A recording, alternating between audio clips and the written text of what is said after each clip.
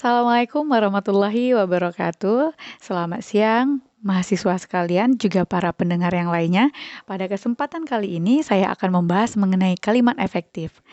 Keefektifan sebuah kalimat dipandang sangat penting di dalam penulisan karya ilmiah, terutama bagi para mahasiswa sekalian yang nanti di akhir diharapkan dapat membuat sebuah karya ilmiah. Nah, untuk mengenal kalimat efektif lebih dalam lagi, silakan disimak penjelasan berikut ini. Untuk sampai kepada pembahasan mengenai kalimat efektif, secara garis besar akan kita bahas terlebih dahulu unsur-unsur yang membangun kalimat efektif tersebut. Dimulai dari kata, frasa, klausa, dan kalimat. Kata adalah satuan bahasa terkecil yang dapat berdiri sendiri dan memiliki makna. Contohnya adalah buku, pena, belajar, dan lain-lain. Yang kedua adalah frasa. Frasa adalah kumpulan dari beberapa kata dan bersifat non-predikatif. Artinya, tidak mengandung predikat ataupun kata kerja. Contohnya adalah mobil baru. Frasa itu kumpulan dari beberapa kata, artinya lebih dari satu kata. Frasa dapat terdiri atas 2 atau 3 kata. Contohnya di sini adalah mobil baru. Mobil baru terdiri atas 2 kata dan memiliki satu makna. Juga tidak memiliki predikat. Begitu pula dengan contoh yang kedua, rumah makan.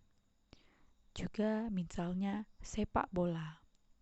Selanjutnya adalah klausa.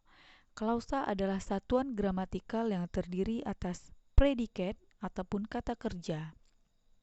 Perbedaan antara klausa dan frasa adalah frasa bersifat non-predikatif, sementara klausa bersifat predikatif.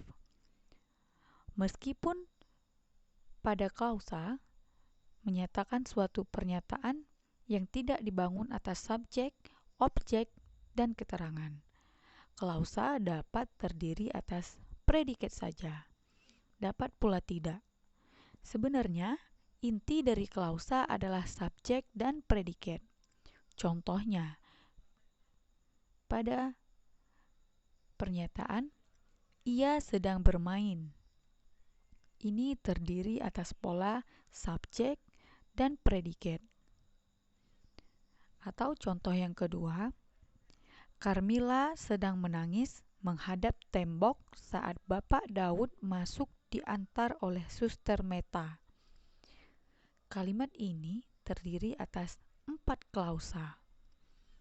Klausa yang pertama adalah Carmilla sedang menangis, yang terdiri atas pola, subjek, dan predikat. Yang kedua, menghadap tembok, terdiri atas pola, predikat, dan objek. Dan yang ketiga, saat Bapak Daud masuk, terdiri atas subjek dan predikat. Dan yang keempat adalah diantar oleh Suster Meta, terdiri atas predikat dan keterangan. Jadi di dalam satu kalimat bisa terdiri atas beberapa klausa. Dan yang tertinggi pada kajian ini adalah kalimat. Kalimat adalah satuan bahasa berupa rangkaian kata yang dapat berdiri sendiri dan menyatakan makna yang lengkap, utuh, baik secara lisan maupun tulisan. Ketika diucapkan secara lisan, artinya dengan memperhatikan intonasi suara, naik turun, keras lembut, juga memperhatikan jeda, dan melihat intonasi akhir. Kemudian, dalam bentuk tulisan, artinya kalimat itu dimulai dengan huruf kapital, diakhiri dengan tanda ataupun intonasi akhir seperti tanda titik, koma, tanda tanya, dan tanda seru. Dan sekurang-kurangnya terdiri atas subjek dan predikat. Jadi, Unsur-unsur kalimat itu secara lengkap terdiri atas subjek, predikat, objek, keterangan, dan pelengkap. Selanjutnya kita masuk kepada kalimat efektif. Apa itu kalimat efektif? Yang dimaksudkan dengan kalimat efektif adalah kalimat yang memiliki potensi untuk menyampaikan gagasan, ide, pesan, ataupun informasi secara utuh, jelas, dan tepat, sehingga pembaca ataupun pendengar dapat memahami maksud dari penulis ataupun pembicara. Artinya, kalimat ini memiliki kemampuan untuk menimbulkan kembali gagasan-gagasan pada pikiran pendengar ataupun pembaca, ataupun pendengar dan pembaca dapat menggambarkan ataupun menerima apa yang ada di pikiran pembicara ataupun penulis. Kalimat efektif itu memiliki satu gagasan pokok utama. Menggunakan kalimat efektif dapat ditangkap maknanya oleh si pendengar ataupun si pembaca karena kalimat tersebut tidak bertele-tele, disampaikan secara jelas, utuh, dan tepat. Kemudian kita perlu mengetahui ciri-ciri dari kalimat efektif. Yang pertama adalah kesepadanan, kepaduan, kesejajaran, penekanan atau ketegasan, kehematan, dan kevariasian. Masing-masing dari poin ini akan dijelaskan pada slide berikutnya. Yang pertama adalah kesepadanan, yakni keseimbangan antara pikiran dengan struktur bahasa yang dipakai. Unsur subjek dan predikatnya haruslah jelas. Kesepadanan ini dapat dilihat dari kesatuan gagasan yang kompak dan kepaduan pikiran yang baik. Contohnya adalah untuk mengetahui sebuah kalimat jelas atau tidak, dapat menghadirkan pemakaian kata depan di, dalam, bagi, untuk, pada, di depan subjek. Jadi, kata di, dalam, bagi, untuk, pada yang posisinya berada di depan subjek. Contohnya, bagi semua mahasiswa perguruan tinggi ini harus membayar uang kuliah. Ini adalah contoh dari kalimat tidak efektif karena terdapat pemakaian kata depan seperti yang dikatakan tadi, yakni adalah bagi. Mari kita ubah menjadi kalimat efektif dengan melihat kalimat yang ada di sebelahnya, yakni semua mahasiswa perguruan tinggi harus membayar uang kuliah. Kalimat ini disusun secara jelas dan maknanya dapat ditangkap langsung oleh pendengar. Kemudian, pada predikat tidak didahului oleh kata yang. Contohnya, bahasa Melayu yang berasal dari bahasa Indonesia yang berasal dari bahasa Melayu.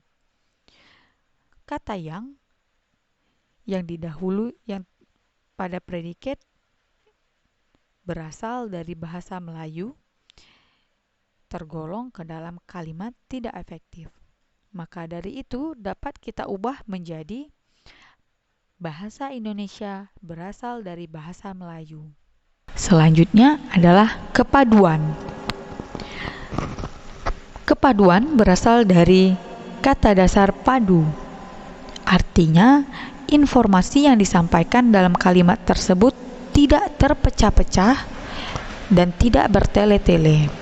Contohnya, saran yang dikemukakannya kami akan pertimbangkan.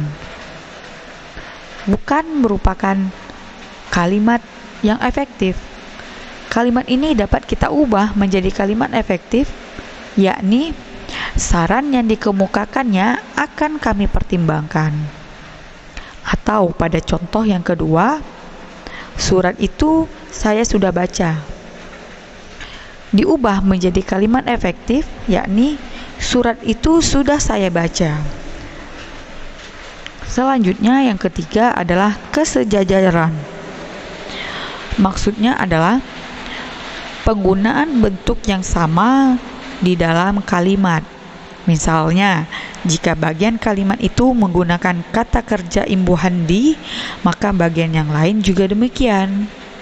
Atau menggunakan imbuhan me, bagian yang lain juga demikian. Seperti pada contoh, tahap terakhir penyelesaian gedung itu adalah kegiatan pengecatan, memasang penerangan, dan pengaturan tata ruang. Pola dari kalimat ini adalah menggunakan urutan imbuhan pe, me, dan pe. Harusnya apabila disejajarkan berpola pe ketiga-tiganya secara berurutan.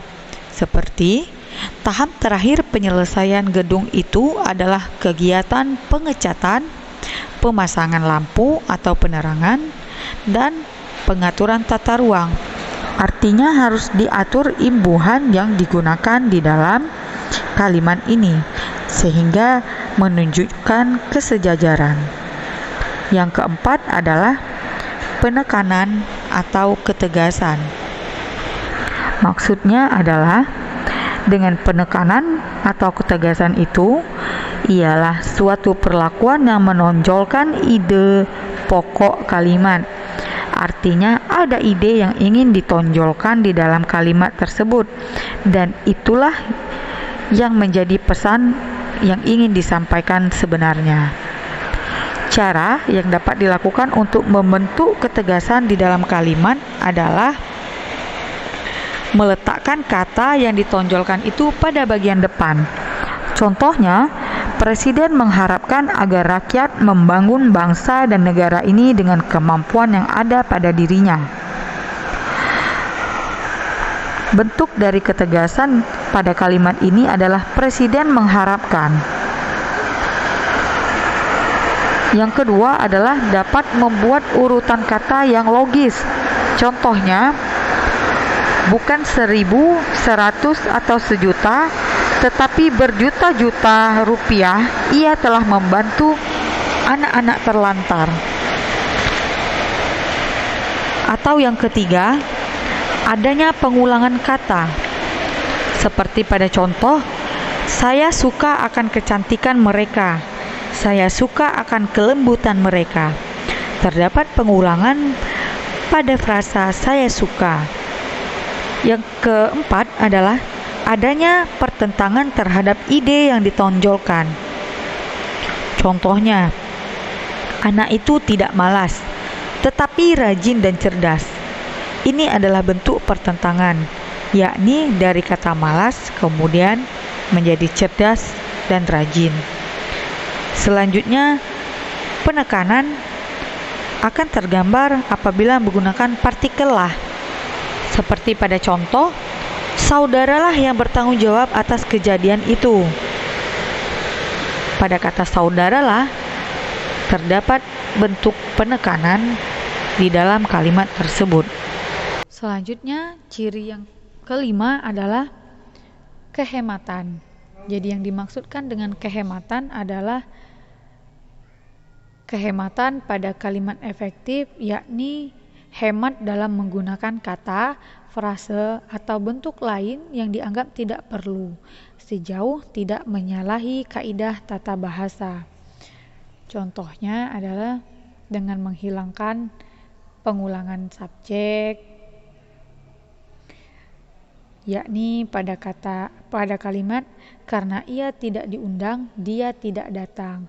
Ada dua subjek di dalam satu kalimat, yakni ia dan dia. Maka kita perlu hilangkan satu subjek agar kalimat ini menjadi kalimat yang efektif, yakni berubah menjadi karena tidak diundang, dia tidak datang. Kemudian ciri yang keenam adalah kevariasian. Untuk menghindari kebosanan dan kekakuan di dalam kalimat, maka diperlukan variasi pada teks kalimat tersebut. Cara yang dapat dilakukan adalah yang pertama, meletakkan subjek, predikat, keterangan itu di awal kalimat yang semula apabila disesuaikan dengan pola, yakni berpola subjek, predikat, objek, dan keterangan. Hal ini dapat divariasikan yakni dengan menuliskan atau meletakkan predikat terlebih dahulu, misalnya. Kemudian yang kedua adalah dengan memperhatikan panjang pendeknya kalimat.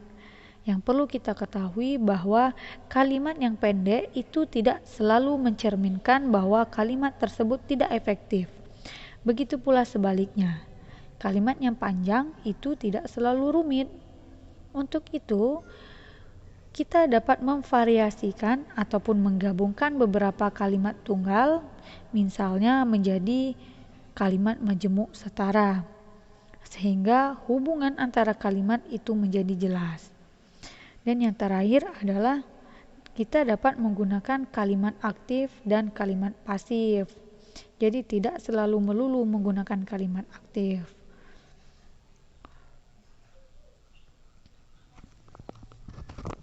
Sekian penjelasannya tentang kalimat efektif.